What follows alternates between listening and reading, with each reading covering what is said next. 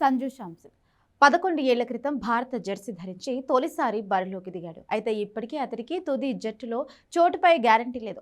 నిలకడేమి అతడికి ప్రధాన సమస్యగా మారింది.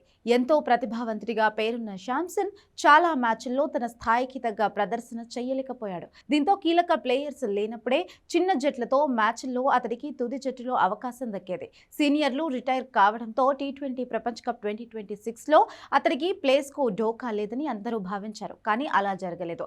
ఆ మెగా టోర్నీకి ముందు న్యూజిలాండ్తో టీ20 సిరీస్లో ఆడిన సంజు శాంసన్ 46 పరుగులే నమోదు చేశాడు. ఇదే సమయంలో అభిషేక్ శర్మ, ఈశాన్ కిషన్ సత్తా చాటడంతో టీ20 ప్రపంచ కప్ 2026 ఆరంభ మ్యాచ్లో సంజు బెంచ్కే పరిమితమయ్యాడు. నమీబియాతో మ్యాచ్లో ఆడే అవకాశం వచ్చినా మంచి ఆరంభాన్ని భారీ స్కోర్గా మలవలేకపోయాడు. జింబాబ్వేతో మ్యాచ్ను 22 రన్స్ మాత్రమే చేశారు. ఇలాంటి పరిస్థితుల్లో అతడు మళ్లీ తుది జట్టులోకి వస్తాడని ఎవరూ ఊహించలేదు. కానీ లెఫ్ట్ హ్యాండ్, రైట్ హ్యాండ్ కాంబినేషన్లో భాగంగా వెస్టిండీస్తో మ్యాచ్ కోసం ప్లేయింగ్ లెవెల్లోకి వచ్చాడు సంజు. 196 పరుగుల లక్ష్య ఛేదనలో భారత్కు వెన్నుముకలా నిలిచాడు.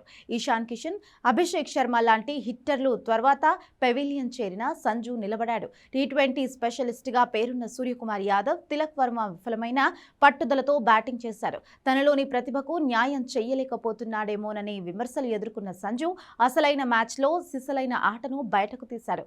అతనిలోని షేర్ను ప్రపంచానికి చూపించాడు. ఈ రోజు తన రోజు అని భావించిన సంజు వెస్టిండీస్తో మ్యాచ్ను ఒంటి చేత గెలిపించాడు. సెమీఫైనల్ చేరాలంటే తప్పక గెలవాల్సిన మ్యాచ్లో అద్భుతంగా ఆడి హీరో అయిపోయాడు. పేరు గుర్తుపెట్టుకోండి, సంజు శాంసన్ అని పొగిడే ప్రదర్శన చేశాడు. సెమీఫైనల్ మ్యాచ్కు ముందు నేనున్నానంటూ అభిమానులకు భరోసా ఇస్తున్నాడు.